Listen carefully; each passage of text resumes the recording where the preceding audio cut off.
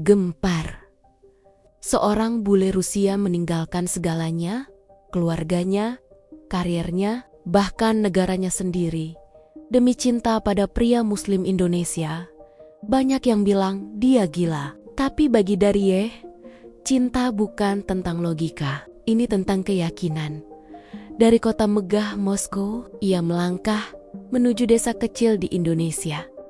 Membawa satu hal yang tak bisa dibeli siapapun. Cinta yang membuatnya rela kehilangan segalanya hanya demi satu nama, Arif. Sebelum semua pengorbanan itu terjadi, sebelum Daria mengenal arti sabar dan ikhlas, semuanya berawal dari satu pertemuan yang tak pernah ia duga. Kala itu, Dari hanyalah seorang perempuan biasa yang hidup nyaman di Moskow. Bekerja, minum kopi di kafe favorit, dan sibuk mengejar karier. Ia tidak tahu bahwa di balik rutinitasnya yang datar, takdir sedang menyiapkan kejutan besar.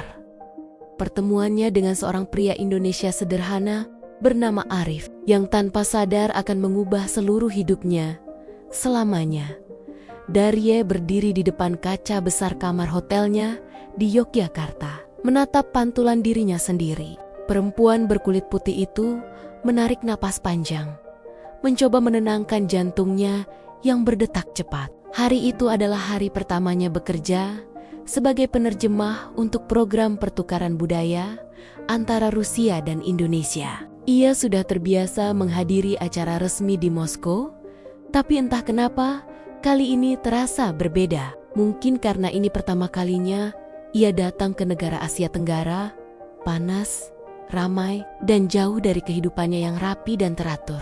Udara lembab menempel di kulitnya. Ia menata rambut pirangnya dengan rapi, memakai blus putih dan rok panjang, lalu meraih tas kerjanya. Sebelum keluar kamar, ia berbisik dalam bahasa Rusia.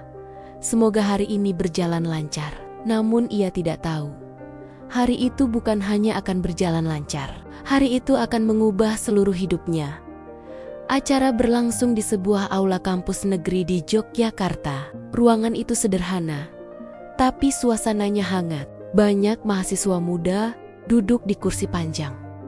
Sebagian mengenakan batik, sebagian memakai pakaian kasual. Darie duduk di barisan depan, siap mencatat dan menerjemahkan. Dari jauh, ia memperhatikan seorang pria Indonesia yang sedang berdiri di panggung memperkenalkan diri. Namanya Arif, mahasiswa pascasarjana jurusan pendidikan, dan salah satu peserta yang dipilih untuk mewakili Indonesia dalam program pertukaran budaya. Sebelumnya, Darie memperhatikan caranya berbicara. Tidak seperti kebanyakan pembicara lain yang kaku. Arif tampak tenang dan percaya diri.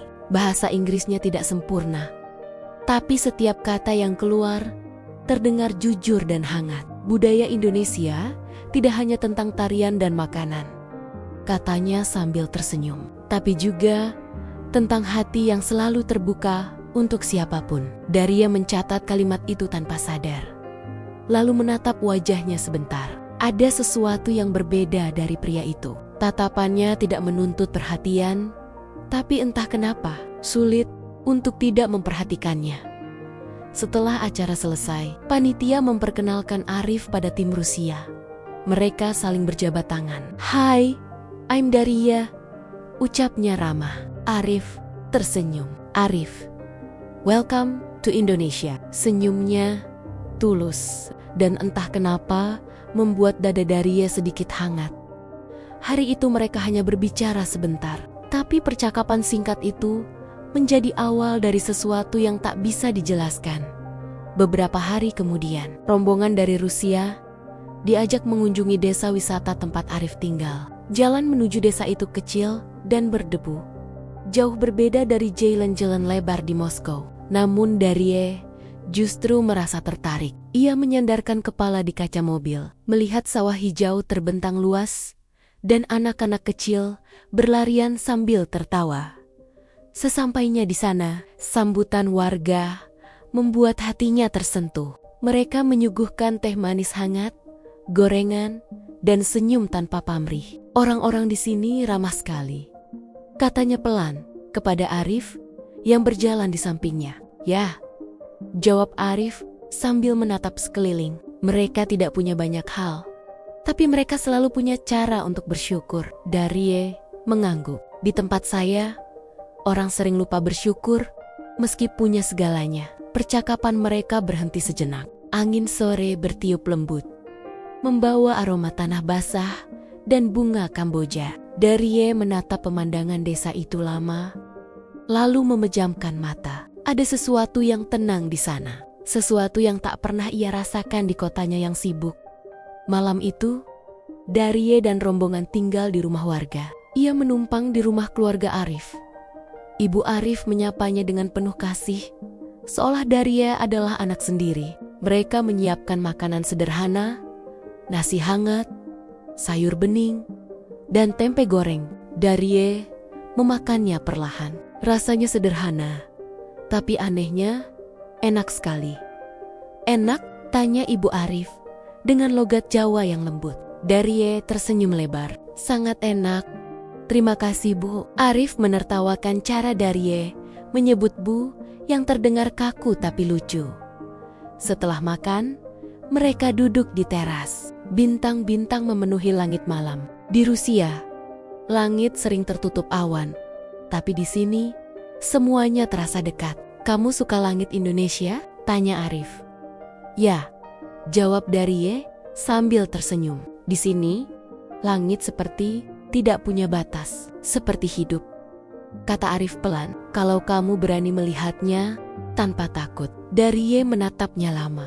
Ia tidak tahu kenapa kata-kata sederhana dari pria ini terasa dalam. Ia biasanya tidak mudah tersentuh. Tapi malam itu, hatinya terasa lembut. Hari-hari berikutnya membuat mereka semakin sering bertemu. Arif menjadi semacam pendamping tidak resmi bagi Darie selama program berlangsung. Ia menemaninya ke pasar tradisional, membantu menerjemahkan bahasa, dan menjelaskan budaya Indonesia yang penuh makna. Suatu pagi, Darie mengikuti Arif ke sekolah, tempatnya mengajar anak-anak. Ruang kelasnya kecil, dindingnya berwarna kusam. Tapi anak-anak itu tertawa bahagia. Darie ikut mengajar bahasa Inggris sederhana, dan tawa anak-anak itu membuatnya terharu. Ketika pulang, ia berkata pelan, mereka belajar dengan semangat, padahal fasilitasnya sangat sedikit. Arif mengangguk, karena mereka tahu ilmu itu cahaya. Tidak perlu banyak untuk bahagia, hanya hati yang ikhlas. Kalimat itu sekali lagi menempel di pikirannya. Darie tumbuh di dunia yang menilai segalanya dari uang dan kesuksesan, tapi di sini ia melihat sesuatu yang lain, sesuatu yang lebih murni. Suatu sore menjelang akhir program, hujan turun deras. Darie terjebak di aula kampus bersama Arif dan beberapa mahasiswa. Mereka duduk menunggu hujan reda sambil berbincang. Di Rusia, kalau hujan biasanya dingin sekali, kata Darie. Kalau di sini, hujan berarti rezeki, jawab Arif sambil tersenyum. Orang bilang, setiap tetesnya membawa berkah. Darie menatap ke arah hujan yang jatuh di luar jendela. Kau selalu punya cara indah untuk melihat hidup. Arif menatapnya balik. Mungkin karena aku percaya, hidup ini bukan kebetulan. Setiap hal punya alasan. Termasuk pertemuan ini. Arif terdiam sebentar, lalu tersenyum kecil. Mungkin untuk sesaat, keheningan mengisi ruangan. Hanya suara hujan yang menari di atap seng.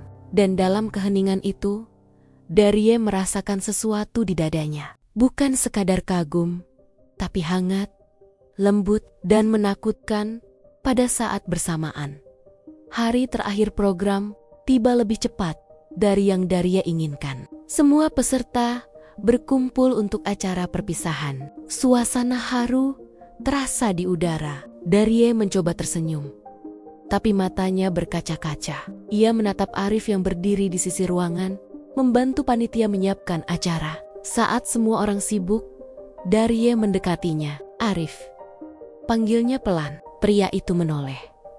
Ya, terima kasih, katanya. Untuk semuanya.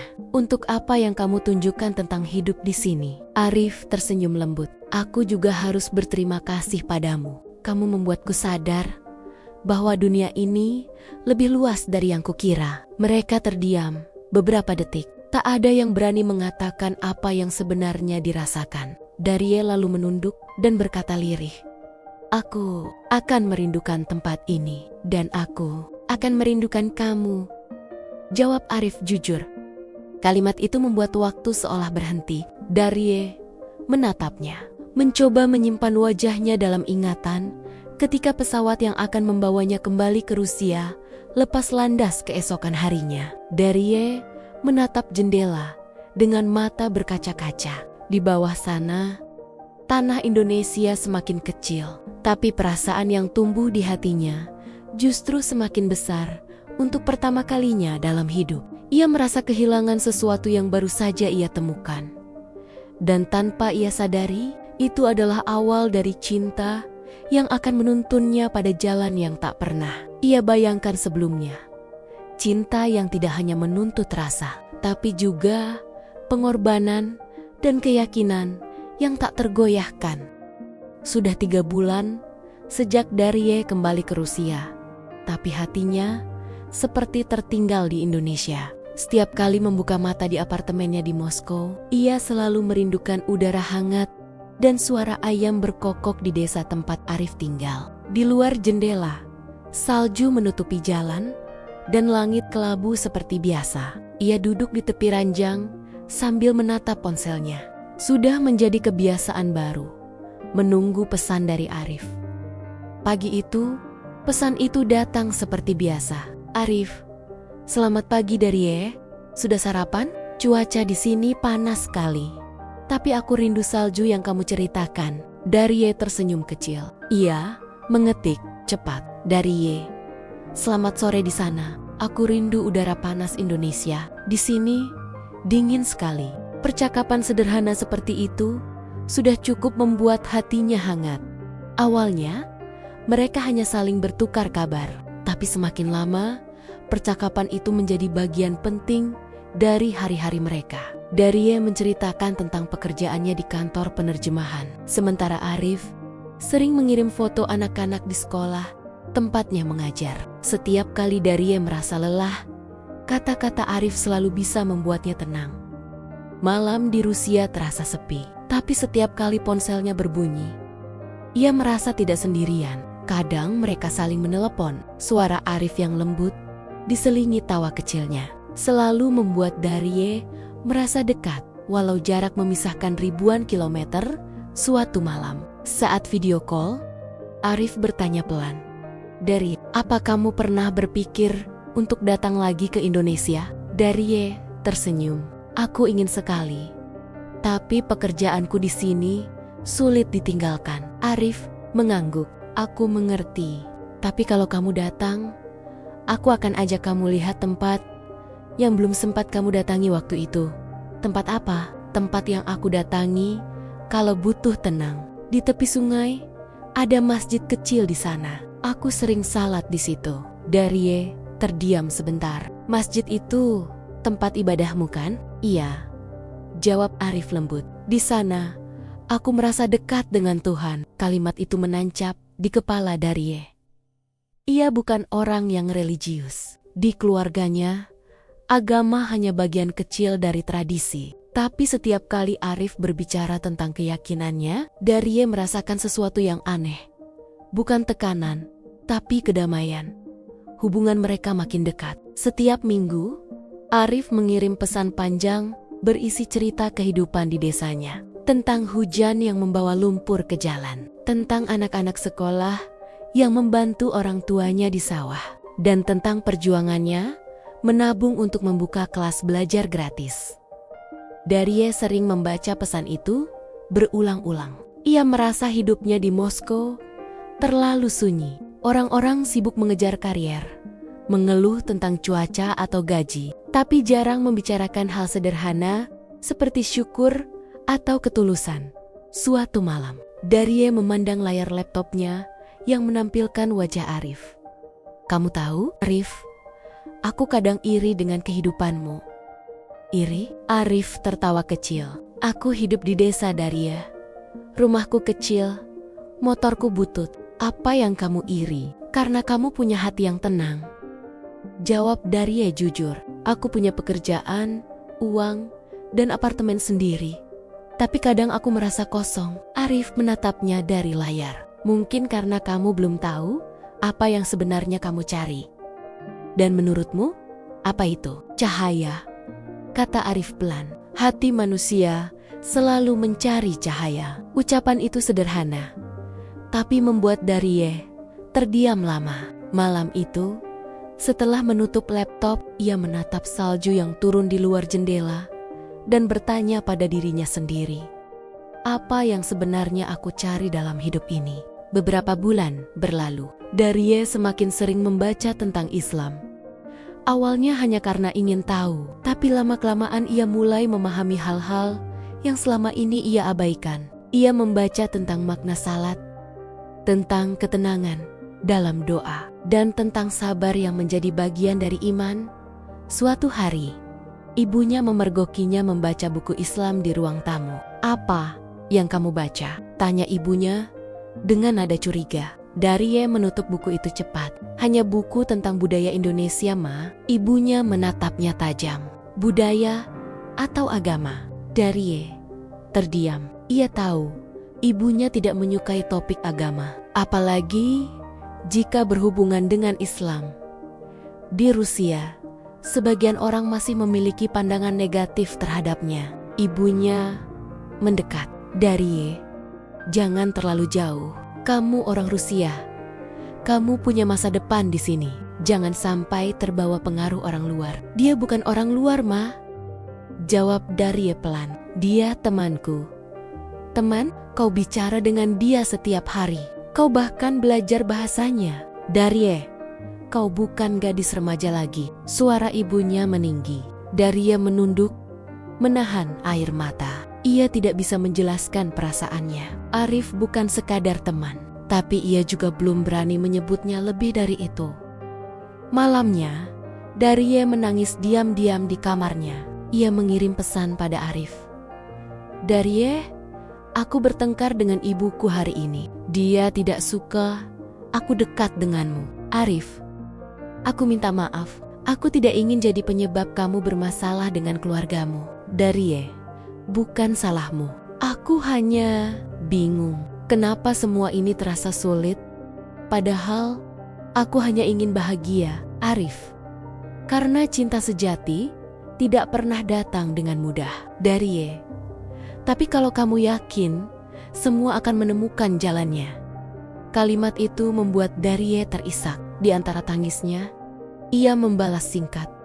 Darie, aku ingin percaya itu. Arif, hari-hari berikutnya menjadi berat. Hubungannya dengan ibunya memburuk. Darie mencoba mengalihkan diri dengan pekerjaan, tapi pikirannya selalu kembali ke Arif. Setiap malam, mereka berbicara lewat video call, saling menguatkan. Arif tidak pernah memaksanya untuk berpindah keyakinan, tapi kata-katanya selalu menenangkan. Kalau kamu sedang lelah, coba duduk diam sebentar dan bicara dengan hatimu.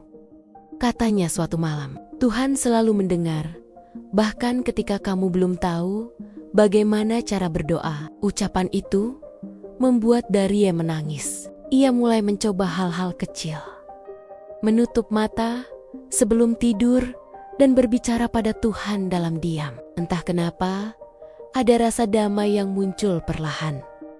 Suatu malam musim semi, Arif mengirim video pendek. Dalam video itu, terlihat ia sedang berada di tepi sungai, duduk di bawah pohon sambil menghadap langit senja. Arif dalam video, ini tempat yang dulu aku ceritakan, Darie. Di sini aku selalu merasa tenang.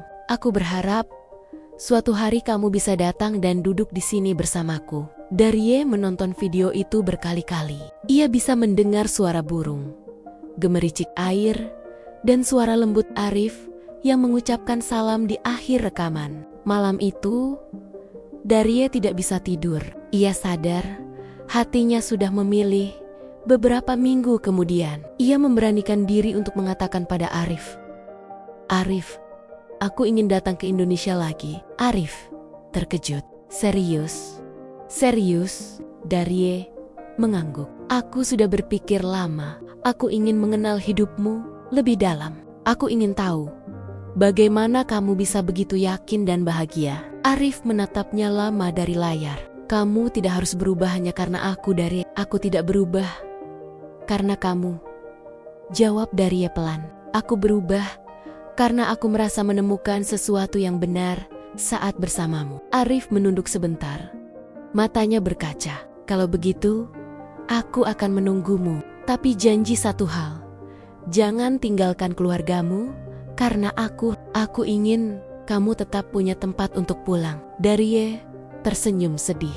Mungkin suatu hari mereka akan mengerti. Namun ternyata hari-hari berikutnya tidak semudah itu. Ketika Daria menyampaikan keputusannya untuk pergi ke Indonesia, ibunya menangis dan ayahnya marah besar. Kau mau jadi apa di sana? Bentak ayahnya. Kau punya pekerjaan bagus di sini. Hidup mapan, kau mau meninggalkan semua itu demi orang asing? Daria menahan tangis. Dia bukan orang asing, Pak. Dia orang yang membuatku tahu arti hidup. Ayahnya menatapnya dingin. Kalau kau pergi, jangan harap bisa kembali ke rumah ini. Kalimat itu seperti pisau. Tapi anehnya, Daria tidak mundur. Ia justru menatap kedua orang tuanya dan berkata dengan suara bergetar, "Aku mencintainya. Tapi lebih dari itu, aku mencintai ketenangan yang aku temukan sejak mengenalnya." Malam itu, ia mengemasi koper kecilnya. Tidak banyak yang ia bawa. Hanya pakaian, paspor, dan beberapa kenangan masa kecil. Ketika pintu apartemen tertutup di belakangnya, Daria tahu hidupnya tidak akan pernah sama lagi. Di dalam taksi menuju bandara, ia membuka ponselnya. Ada pesan dari Arif. "Arif, aku di sini, menunggumu. Apapun yang terjadi, jangan takut. Setiap langkahmu adalah awal dari perjalanan yang baru." Daria memandangi layar itu lama, lalu menatap keluar jendela. Salju terakhir musim semi turun perlahan di luar. Ia tersenyum samar, menahan air mata. Dalam hatinya, ia berbisik, "Selamat tinggal, Moskow." Aku pergi untuk menemukan rumah yang sebenarnya. Dan di kejauhan, pesawat yang akan membawanya menuju Indonesia mulai bersiap untuk lepas landas. Hari pertama Daria di Indonesia menjadi awal perjalanan baru yang tidak mudah. Begitu pesawat mendarat di Bandara Soekarno-Hatta, udara panas langsung menyambutnya. Keringat membasahi dahinya, dan rambut pirangnya yang biasanya rapi, kini menempel di leher. Ia tersenyum canggung saat melihat Arif melambaikan tangan di antara kerumunan. "Welcome to Indonesia, sayang," ucap Arif dengan logat yang membuat Daria tersenyum lega. Pelukan mereka terasa hangat. Namun di balik itu, Daria menyadari satu hal. Ini bukan lagi liburan. Ini kehidupan baru yang benar-benar berbeda. Perjalanan menuju kampung halaman Arif di Jawa Tengah memakan waktu panjang. Mobil sewaan yang mereka tumpangi bergetar di jalanan yang penuh lubang. Di luar jendela, sawah-sawah hijau terhampar. Dan suara azan sesekali terdengar dari masjid kecil di pinggir jalan. Daria diam, menatap pemandangan yang asing baginya.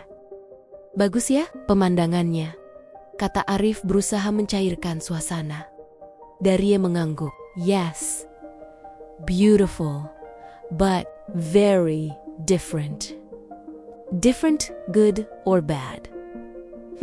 Maybe good, but I need time," jawab Daria jujur.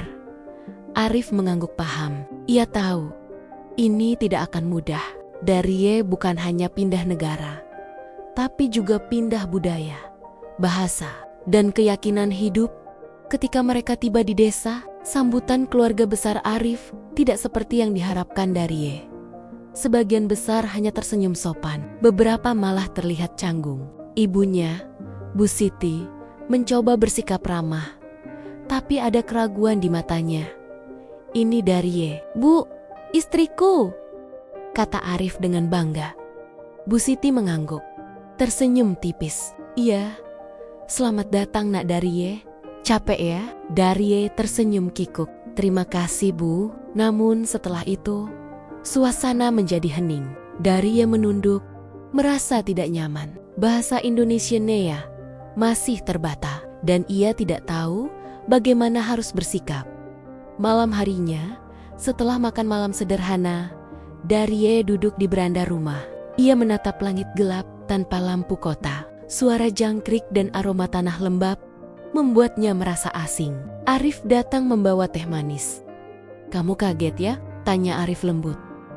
Darie menghela napas. "Sedikit. Aku tahu Indonesia berbeda. Tapi aku tidak menyangka sebeda ini. Tidak ada salju, tidak ada metro, tidak ada teman. Dan aku takut ibumu tidak suka padaku." Arif terdiam sejenak, lalu menggenggam tangan Darie.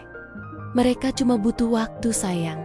Orang di sini lebih suka melihat bukti daripada kata-kata. Kamu sudah meninggalkan banyak hal untuk datang ke sini.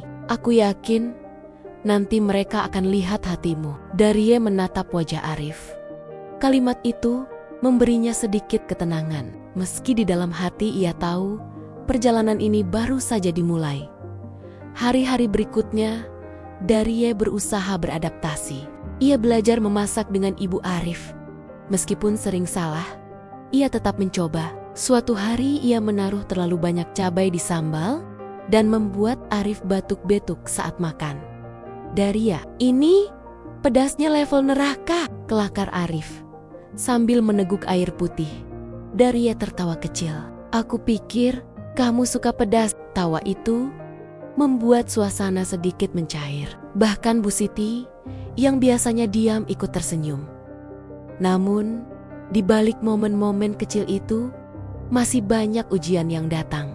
Beberapa tetangga berbisik-bisik, menyebut Darie bule dengan nada tidak ramah. Ada yang curiga ia belum benar-benar masuk Islam. Ada pula yang menuduh ia hanya menikah karena ingin tinggal di Indonesia.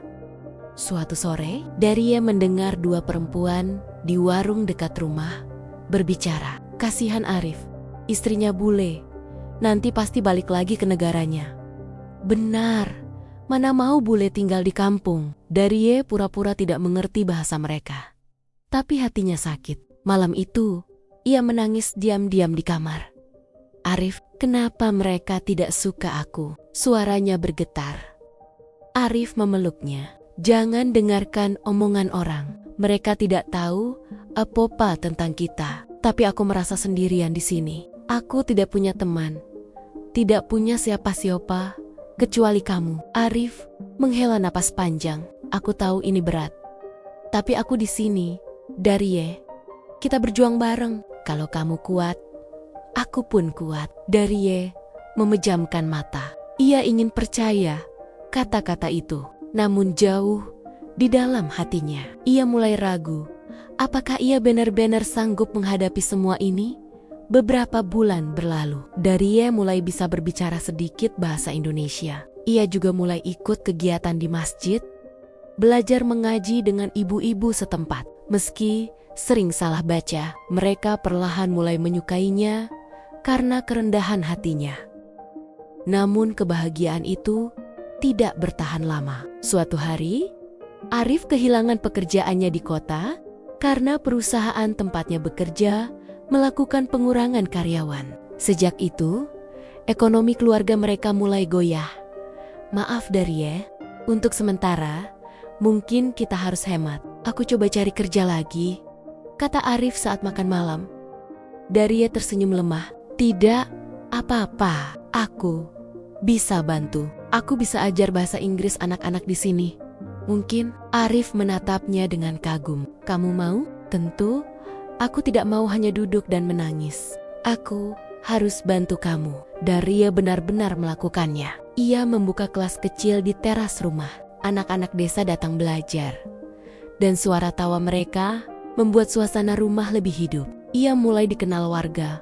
Bukan hanya sebagai bule istri Arif, tapi sebagai Bu Darie, guru Inggris. Meski begitu, Bu Siti masih tampak ragu. Suatu malam, ia berbicara pada Arif di dapur. "Rif, kamu yakin istrimu kuat hidup seperti ini? Dia kan dari negara kaya. Aku takut dia nyesal nanti. Arif menjawab tenang. Bu, Darie bukan tipe yang lari. Dia sudah buktiin, Bu. Dia bertahan sejauh ini, padahal banyak yang meremehkan. Bu Siti terdiam. Dalam hatinya, ia mulai melihat ketulusan menantu bulenya itu. Namun takdir kembali menguji mereka. Darie tiba-tiba sakit demam tinggi akibat cuaca yang tidak cocok dengan tubuhnya. Rumah sakit kecil di kota memberi diagnosa infeksi ringan, tapi butuh biaya.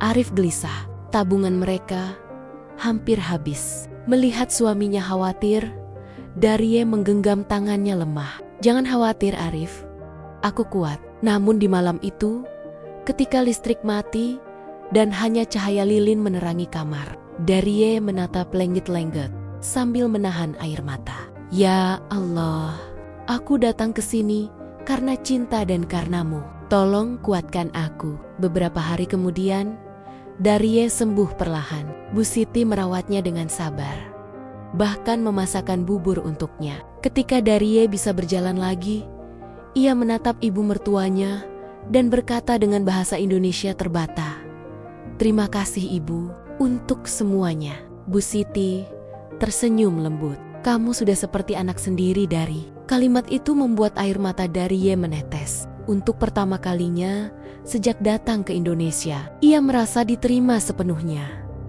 Hari-hari berlalu, kehidupan mereka tetap sederhana, tapi kini lebih hangat. Darie mulai mengenakan batik dan ikut memasak di dapur. Setiap sore ia dan Arif duduk di beranda, menatap matahari terbenam. "Kalau kamu diberi kesempatan kembali ke Rusia, kamu mau?" tanya Arif suatu sore. Darie menatapnya lama. "Tidak, rumahku sekarang di sini, bersamamu." Arif tersenyum haru. "Terima kasih sudah bertahan sayang." Darie memegang tangannya erat. Cinta sejati bukan tentang tempat, tapi tentang siapa yang kita pilih untuk tetap bersama. Di kejauhan, suara azan maghrib menggema, menyatu dengan tawa kecil mereka. Meskipun perjalanan mereka penuh air mata dan pengorbanan, cinta yang mereka bangun perlahan menjadi cahaya yang menenangkan. Beberapa bulan telah berlalu sejak Darie mulai menetap di Indonesia. Ia semakin terbiasa dengan kehidupan di desa. Suara ayam berkokok setiap pagi, aroma nasi hangat yang dimasak di dapur kayu, dan sapaan ramah dari tetangga yang dulu canggung, kini menjadi kebiasaan sehari-hari. Kelas bahasa Inggris kecil yang ia buka di teras rumah berjalan lancar. Anak-anak datang setiap sore dengan wajah ceria, membawa buku catatan lusuh dan semangat tinggi. Daria selalu tersenyum saat melihat mereka memanggil Miss Daria dengan logat khas Jawa. Namun di balik tawa itu, Darie masih sering menatap layar ponselnya yang retak. Sudah 3 minggu ia tidak membuka pesan dari ibunya di Rusia. Ia tahu, begitu ia membuka pesan itu, hatinya akan kembali goyah.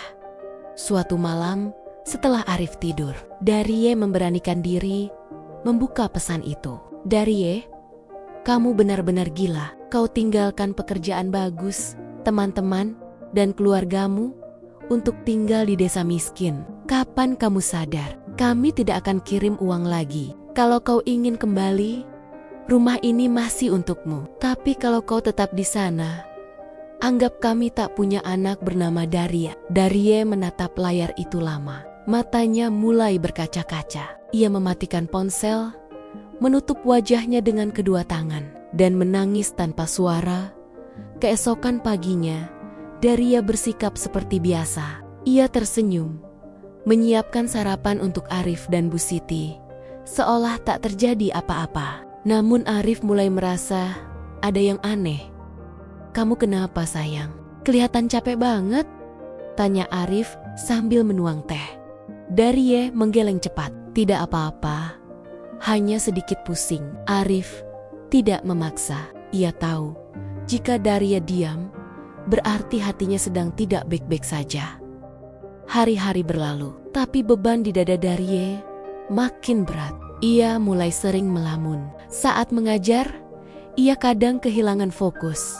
Ia rindu ibunya, rindu aroma salju dan suara langkah orang-orang di jalanan Moskow. Tapi ia juga tahu, jika ia kembali, berarti ia mengkhianati semua yang telah ia perjuangkan. Suatu malam, Arif menemukan Darie duduk di dapur, menatap foto lama di ponselnya. Foto itu menampilkan dirinya dan ibunya di depan rumah mereka di Rusia. Dari panggil Arif pelan. Darie menoleh cepat, menyembunyikan ponselnya, tapi matanya sudah basah. "Aku rindu rumahku," katanya lirih.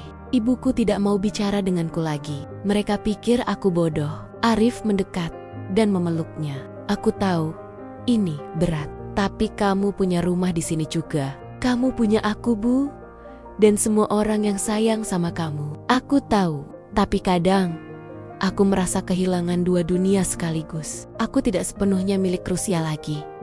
Tapi aku juga belum sepenuhnya diterima di sini." Arif terdiam. Ia tak tahu harus menjawab apa. Hanya bisa mengusap punggung Darie dan berharap pelukannya bisa sedikit menenangkan. Beberapa minggu kemudian, kabar buruk datang. Bu Siti jatuh sakit. Badannya lemah, sering batuk, dan sulit makan.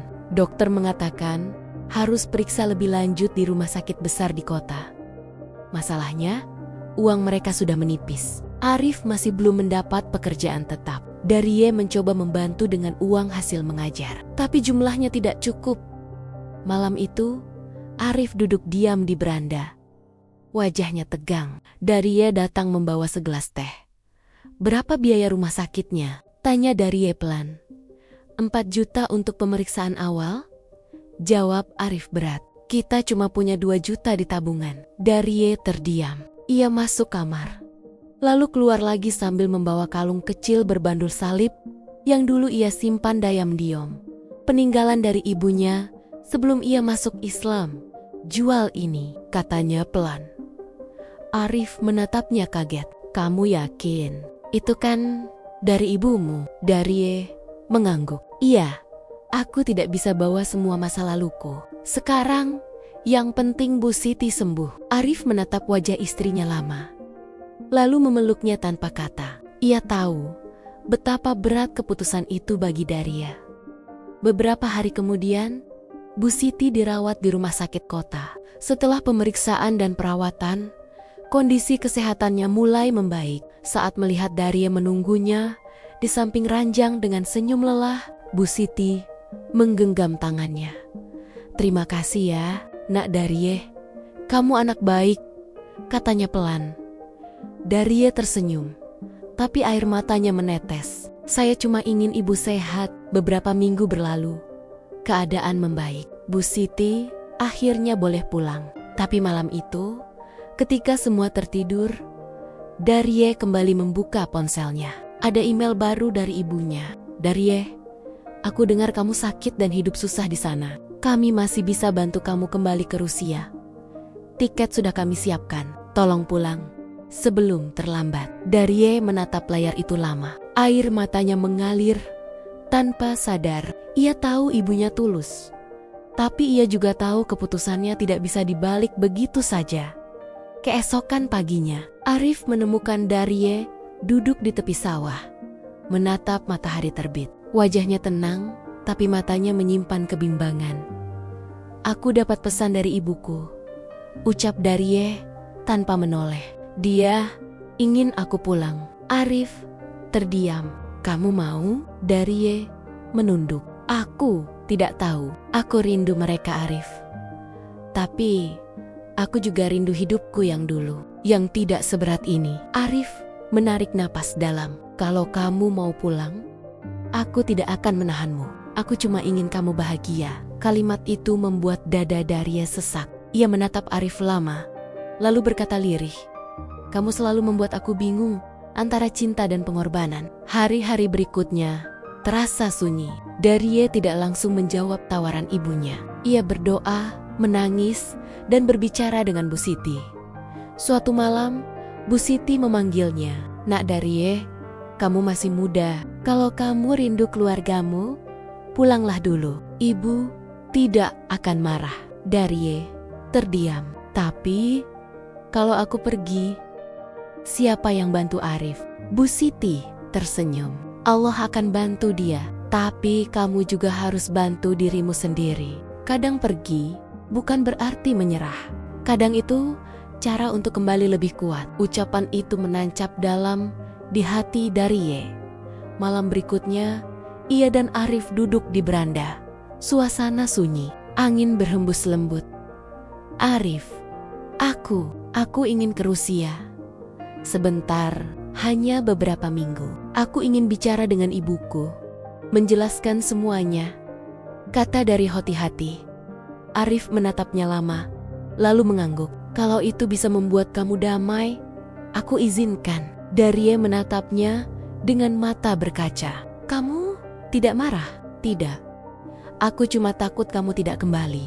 Darie menggenggam tangannya erat. Aku janji, aku kembali. Aku tidak akan tinggalkan kamu. Aku cuma ingin menenangkan hati ibuku. Keesokan paginya, Arif mengantar Darie ke bandara. Tidak ada pelukan dramatis, hanya genggaman tangan yang kuat dan tatapan penuh arti. Jaga diri baik-baik, sayang, ucap Arif.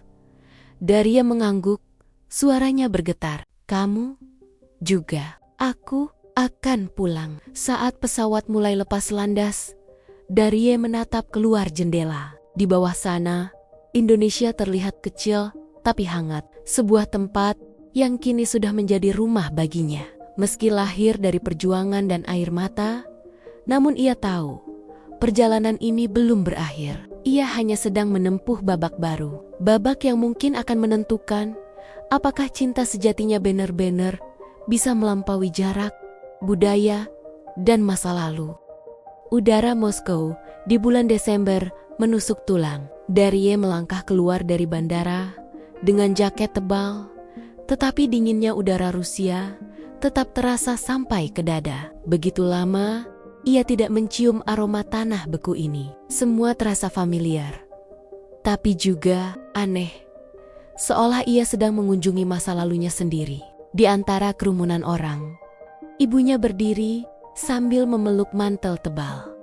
Wajahnya tegas seperti dulu. Darie melangkah mendekat pelan. Mam, ibunya hanya diam beberapa detik sebelum akhirnya menarik napas panjang dan memeluknya. Pelukan itu kaku di awal, lalu perlahan melunak. Kau kurus sekali, kata sang ibu. Suaranya pelan, tapi penuh nada menahan emosi. Darie tersenyum kecil. Aku baik-baik saja, Mam. Namun, di balik kalimat sederhana itu, banyak hal yang ingin ia katakan tentang rasa sakit, perjuangan, cinta, dan kehangatan yang ia temukan di Indonesia. Tapi ia tahu, ibunya belum siap mendengarkan. Di rumah, semuanya masih sama seperti dulu. Foto keluarga tergantung di dinding, aroma roti panggang memenuhi dapur, dan suara radio tua menemani suasana hening. Hanya satu yang berbeda. Darie merasa seperti tamu di rumahnya sendiri. Beberapa hari pertama, ibunya memperlakukannya dengan dingin. Ia tidak menanyakan banyak tentang Arif, hanya sesekali melontarkan komentar tajam. Jadi, kamu benar-benar menikah dengan orang Indonesia itu? Ya, Mam. Dan kamu masuk Islam? Iya. Iya. Ibunya menatap tajam. Apa yang diajarkan mereka sampai kau mau meninggalkan imanmu, keluargamu, dan negerimu? Darie menunduk. Tidak ada yang memaksa. Mam, aku memilih karena hatiku yakin. Yakin? Ibunya menghela napas tajam. Kau terlalu mudah percaya. Dunia ini tidak sesederhana itu, Darie. Darie terdiam. Ia tahu perdebatan itu tidak akan membawa hasil. Ia hanya ingin ibunya tahu bahwa pilihannya bukan karena cinta buta, tapi karena keyakinan dan ketenangan yang ia temukan. Hari-hari berikutnya, Darie mencoba membantu di rumah, memasak, membersihkan, dan menghabiskan waktu bersama ibunya. Mereka mulai berbicara lebih banyak, meski topik tentang Arif masih dihindari. Suatu sore, ibunya duduk di ruang tamu sambil membawa map tebal. Ini kontrak kerja, dari perusahaan lama kamu. Mereka mau kamu kembali. Gaji tinggi, posisi bagus, apartemen di pusat kota. Daria terdiam. Mom, aku tidak bisa. Ibunya memotong cepat. Kau bisa dan kau harus. Hidupmu di sana terlalu sulit. Aku tidak mau kau habiskan masa mudamu di desa tanpa masa depan. Arif adalah masa depanku, jawab Daria pelan, tapi tegas. Ibunya tertawa sinis. Cinta tidak akan membayar tagihan Daria. Kata-kata itu menusuk hatinya. Ia bangkit dan meninggalkan ruangan sebelum air matanya jatuh. Malam itu, Daria duduk di tepi jendela kamarnya, menatap salju yang turun perlahan. Ia merasa seperti berdiri di antara dua dunia. Yang satu memberinya kenyamanan, yang lain memberinya arti hidup. Ponselnya berbunyi. Pesan dari Arif. Masuk. Assalamualaikum sayang. Gimana kabar di sana? Kami kangen. Bu juga nanya kamu terus. Jangan lupa makan ya. Aku udah kirim foto sawah.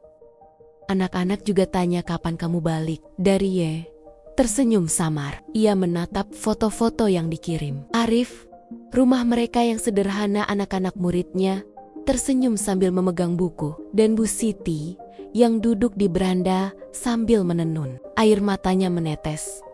Mereka keluargaku juga, gumamnya pelan. Hari berikutnya, ibunya mengajaknya makan malam bersama beberapa teman lamanya. Di meja restoran mewah itu, teman-teman Daria terlihat terkejut mendengar kisah hidupnya sekarang. Kamu tinggal di desa? Serius? Tidak ada listrik atau mall di sana, Daria? Kamu gila, kamu cantik, pintar, bisa punya hidup luar biasa di sini.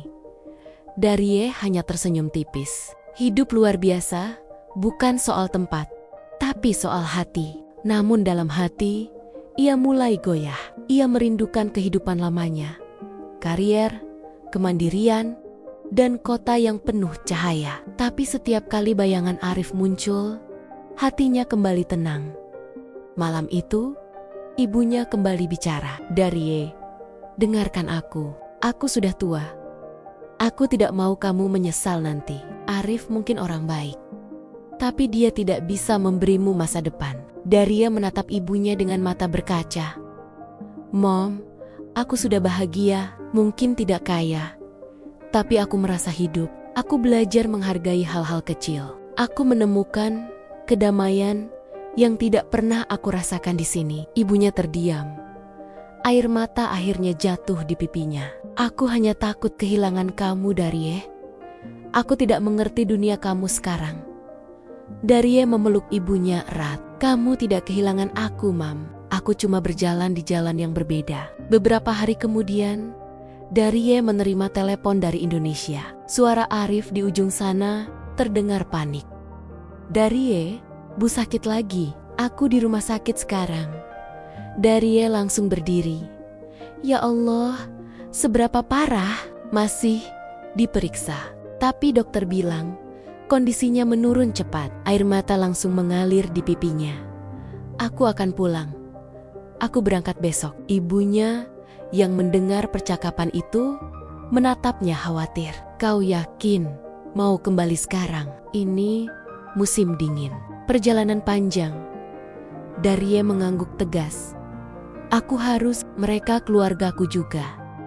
Malam itu, ia membereskan barang-barangnya. Ibunya hanya bisa memandangi dari pintu kamar. Kau benar-benar mencintai hidupmu di sana, ya? Tanya sang ibu pelan. Daria menatapnya.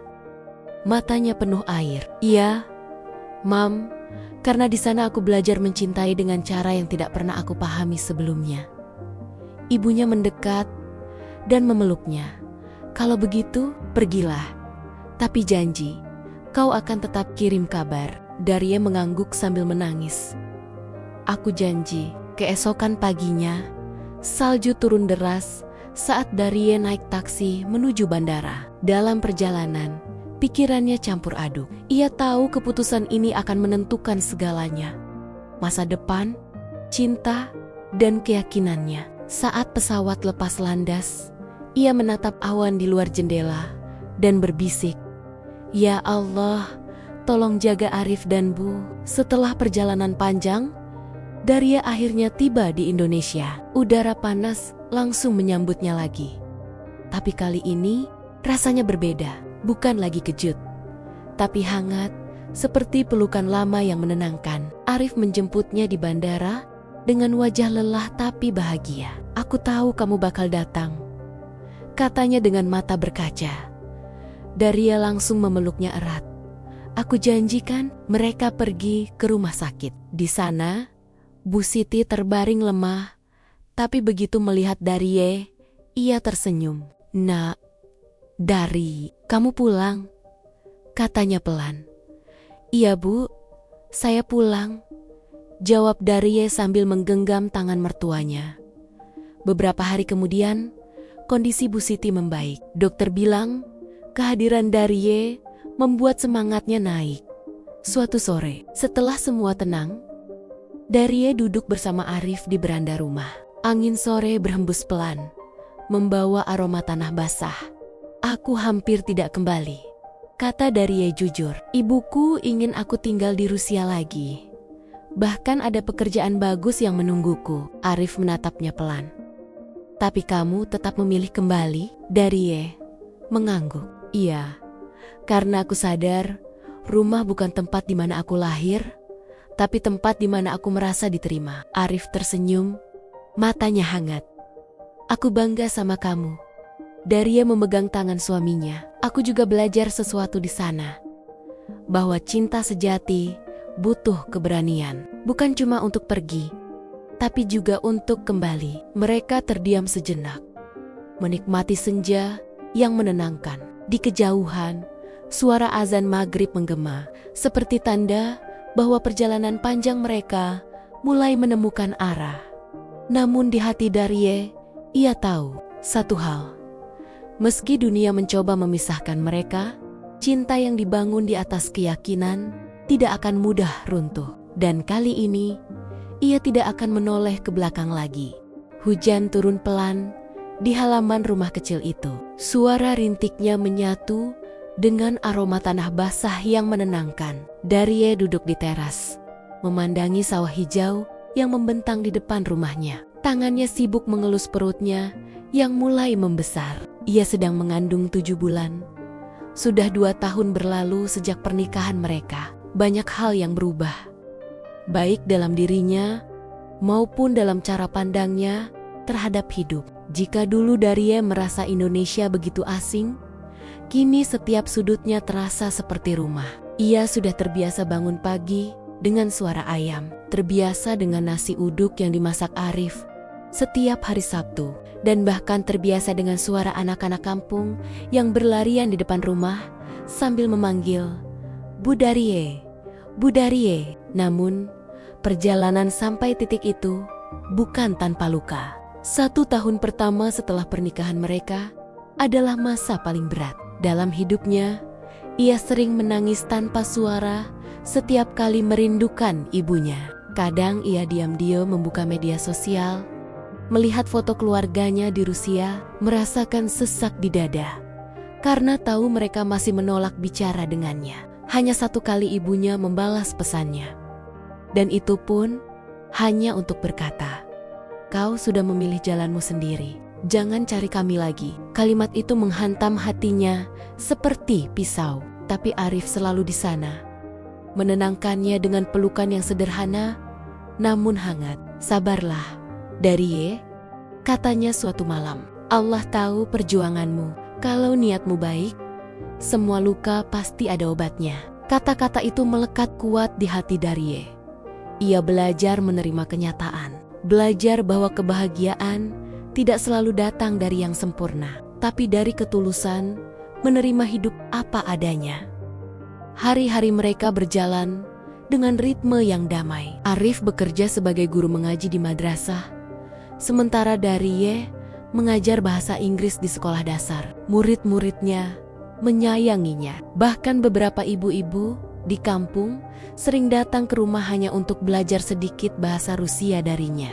Ia tertawa setiap kali mendengar mereka salah ucap. "Kalian lucu sekali," katanya sambil menahan tawa. Tapi aku senang kalian mau belajar. Bu Darie juga dulu lucu waktu belajar bahasa Indonesia. Timpal salah satu muridnya, membuat seluruh kelas tertawa.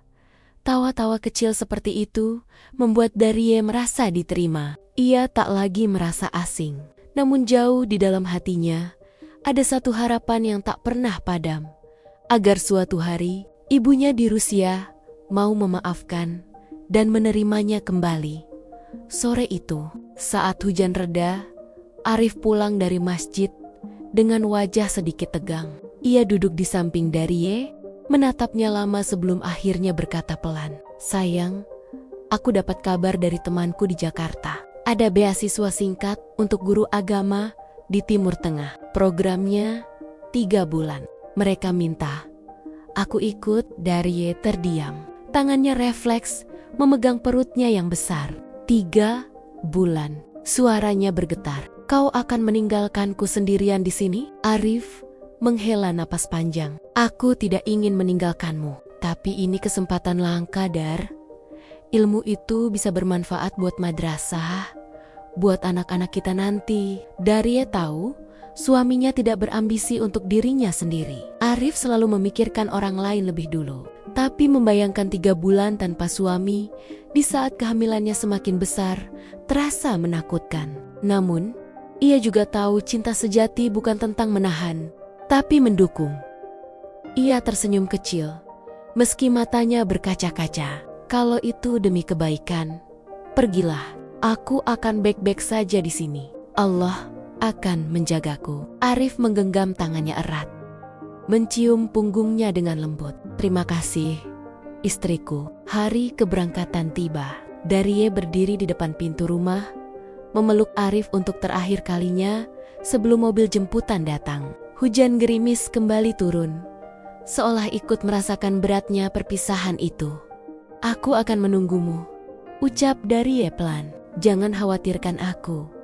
Fokuslah belajar. Aku kuat." Arif menatap wajahnya, mencoba tersenyum. "Aku tahu kamu kuat, tapi tetap jaga dirimu dan jaga bayi kita." Darie mengangguk, lalu melambaikan tangan saat mobil melaju meninggalkan halaman rumah. Ia menatap sampai kendaraan itu menghilang di tikungan. Setelah itu, ia baru menyadari pipinya basah, entah karena hujan atau air mata. Hari-hari tanpa Arif terasa panjang. Ia berusaha tetap sibuk agar tak tenggelam dalam kesepian. Ia mengajar seperti biasa, berbicara dengan tetangga, bahkan mulai menulis catatan harian untuk anak yang dikandungnya. "Anakku," tulisnya dalam buku kecil itu, "ayahmu sedang menuntut ilmu agar menjadi ayah yang lebih baik bagimu. Ibu rindu, tapi ibu bahagia karena kita punya ayah sebaik dia." 3 minggu pertama berjalan lancar. Namun pada minggu keempat, malam itu Darie merasakan sakit di perutnya. Ia mencoba menahan, berpikir itu hanya kram biasa.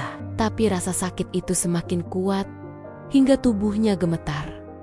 Tetangganya, Bu Wati, segera membawanya ke bidan terdekat. Saat itu, usia kandungannya belum cukup 8 bulan. Situasi darurat. Di ruang bersalin sederhana, Darie menggenggam tangan Bu Wati sambil menahan air mata. "Bu, saya takut." "Arif belum pulang. Jangan takut, Nak. Arif pasti mendoakan dari jauh. Fokuslah. Kamu harus kuat." Beberapa jam kemudian, tangis bayi terdengar memenuhi ruangan. Bayi laki-laki kecil lahir lebih cepat dari seharusnya, tapi sehat. Darie menatap anaknya dengan air mata bahagia bercampur lelah. "Selamat datang sayang," bisiknya. "Kaulah alasan ibu tetap kuat." Kabar kelahiran itu segera dikirim ke Arif lewat pesan video. Saat melihat wajah bayi mereka di layar ponsel, Arif menangis haru di asrama. Ia ingin segera pulang, tapi belum bisa. "Tunggu aku sayang, aku akan pulang secepatnya," katanya lewat panggilan video. Darie tersenyum meski matanya sembab.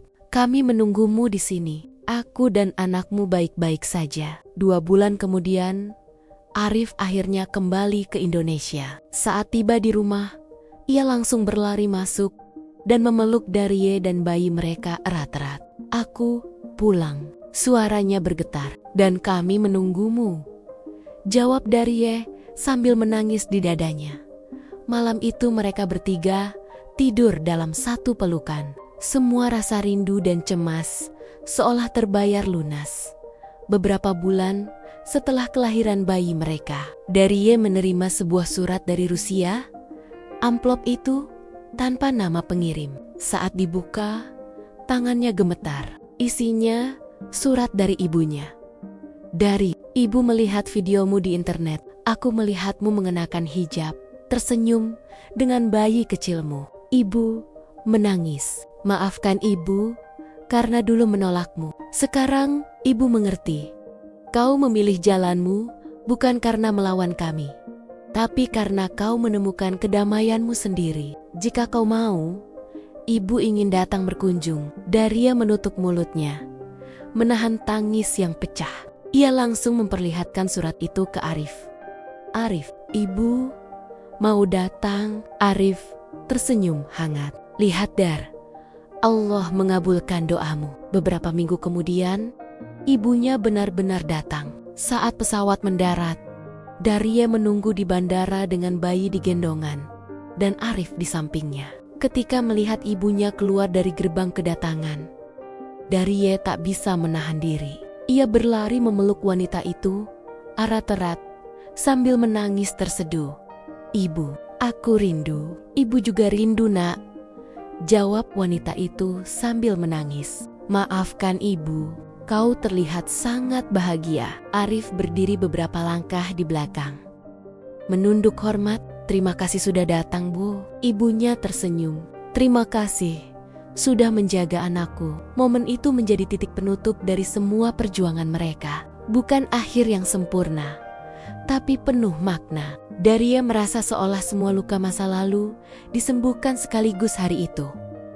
Tahun demi tahun berlalu. Anak mereka tumbuh sehat, cerdas, dan ceria. Darie sering tertawa melihat Arif mengajari anak mereka membaca Al-Quran, sementara ia mengajari bahasa Inggris. Hidup mereka sederhana, tapi bahagia. Kadang Darie duduk di teras, menatap langit sore yang berwarna jingga. Ia teringat semua perjuangan yang sudah mereka lalui, rasa rindu, penolakan, tangis, dan pengorbanan. Semua itu terasa seperti ujian panjang yang berakhir dengan keindahan. Ia tersenyum, membelai kepala anaknya yang tertidur di pangkuan. Dulu ibu meninggalkan Rusia untuk cinta, tapi sekarang ibu tahu, cinta sejati bukan hanya tentang Arif. Cinta sejati adalah tentang Allah yang mempertemukan kami dan memberi makna pada hidup ini. Arif datang dari dalam rumah, membawa 2 cangkir teh hangat. Ia duduk di samping istrinya, menatap sawah yang mulai menguning. "Capek?" tanyanya. "Tidak," jawab Darie pelan. "Aku hanya sedang bersyukur." Mereka saling berpandangan, lalu tersenyum. Di antara kesederhanaan itu, mereka tahu kebahagiaan bukan tentang tempat di mana kau lahir, tapi tentang dengan siapa kau memilih untuk hidup. Dan malam itu, di bawah langit desa yang sunyi, Darie berbisik pada dirinya sendiri. Cinta sejati memang menuntut pengorbanan besar, tapi saat kau rela, Allah akan menggantinya dengan kedamaian yang abadi. Hujan kembali turun lembut, membawa aroma tanah dan damai yang menenangkan. Darie menutup matanya, bersandar di bahu Arif. Ia tahu perjalanannya belum selesai, tapi untuk kali ini hatinya sudah sampai di rumah. Kadang cinta datang bukan untuk dimengerti, tapi untuk dijalani dengan hati yang berani. Darie meninggalkan segalanya, keluarga, kenyamanan, dan masa lalunya demi cinta yang ia yakini. Tapi justru dari pengorbanan itu, ia menemukan makna hidup yang sesungguhnya, bahwa cinta sejati bukan tentang siapa yang paling sempurna, tapi siapa yang tetap tinggal meski segalanya terasa sulit. Karena di balik setiap air mata dan perjuangan, selalu ada rencana indah dari Tuhan yang menuntun dua hati berbeda menjadi satu dalam ridha dan cintanya. Dan pada akhirnya, cinta sejati bukan tentang tempat kita berasal, tapi tentang kemana hati kita pulang.